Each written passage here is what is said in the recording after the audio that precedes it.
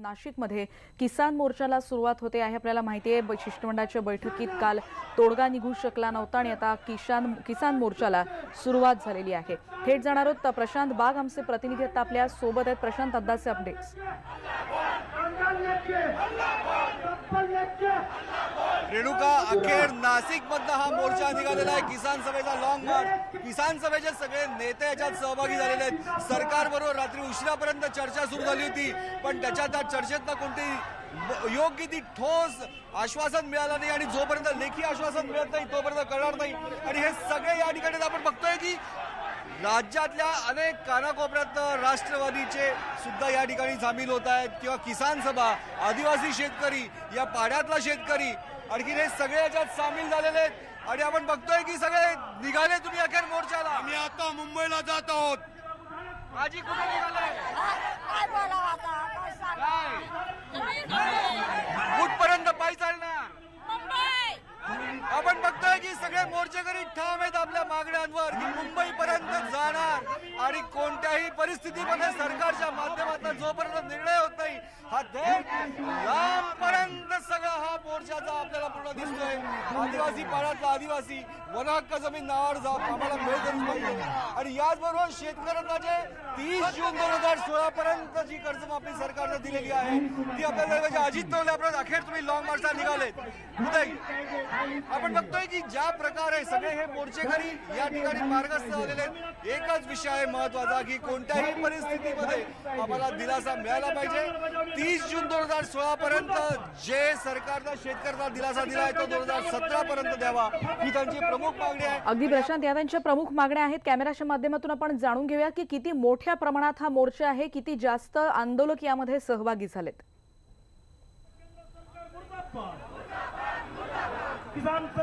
जवळपास 8 ते 10 हजार आंदोलक आता या मोर्चात सहभागी झालेत।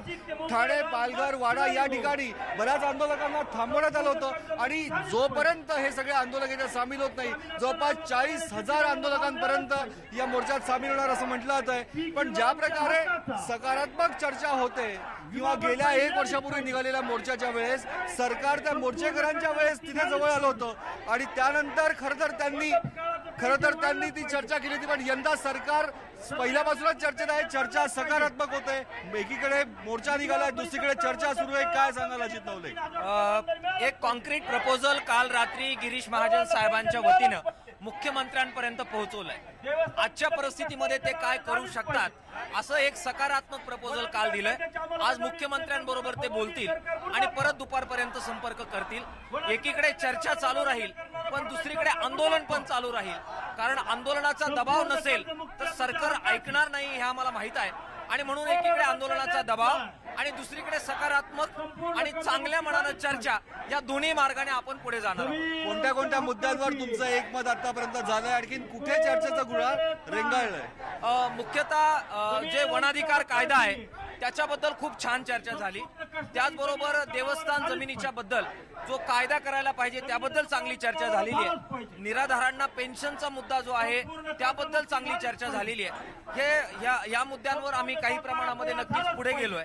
मात्र कर्जमाफीचा मुद्दा, शेडनेटचा मुद्दा याच्याबद्दल विवाद आहेत, त्या प्रश्नांवर अजून निर्णय होणं बाकी आहे। नक्कीच त्याच्यावर निर्णय होणं जरी बाकी असलं तरी या सगळ्या विषयामध्ये तुमच्या अनेक मागण्यांमध्ये प्रशासकीय मागण्या या अनेक दिसून येत आहे। प्रशासकीय मागण्यांवर चर्चा जी झाली तर अधिकाऱ्यांना वेगवेगळ्या स्तरावर वेगवेगळे शासन आदेश काढणं हे आवश्यक होतं।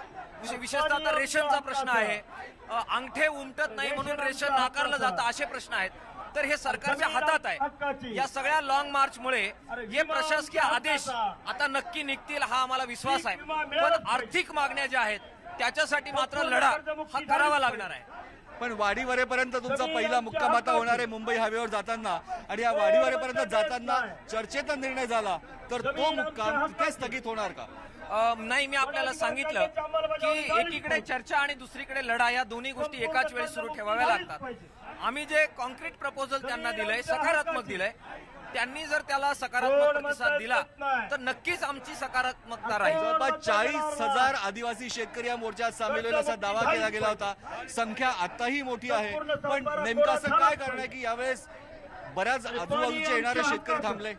अजूनही आपण पाहिलं की पोलिसांनी जे गावोगाव अडवलं, आज सकाळी 5 वाजेपर्यंत लोक येत होते, अजूनही काही गाड्या येत आहेत. आमचे अनेक शेतकरी अजूनही ठाणे, पालघर या ठिकाणी अडकून पडलेले आहेत. 40-40 हजार रुपयाचा दंड हा ड्रायव्हर कडून वसूल करण्यात आला गावागावामध्ये वेगवेगळ्या ठिकाणी, आणि म्हणून एक प्रकारे त्याचा परिणाम आहे. मात्र आपण पाहताय की आदिवासी शेतकऱ्यांबरोबरच पॉली हाऊस शेडनेटचे शेतकरी आहेत,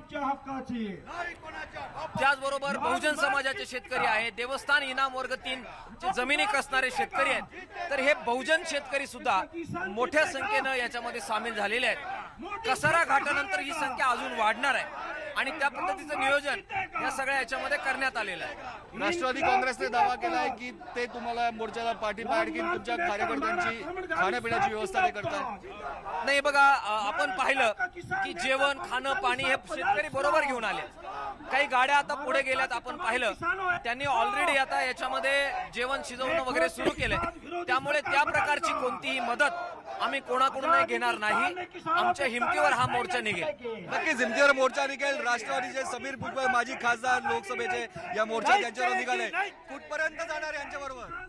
आपण बघतोय प्रशांत बाग सध्या थेट संवाद साधतायत या आंदोलकांची. अजित नवलेंनी देखील आपली भूमिका स्पष्ट केली आहे. कसारा घाटानंतर आंदोलकांची संख्या आणखीन वाढेल असं देखील त्यांनी म्हटलेलं आहे. लाल वादळ मुंबईच्या दिशेनं निघालेलं आहे.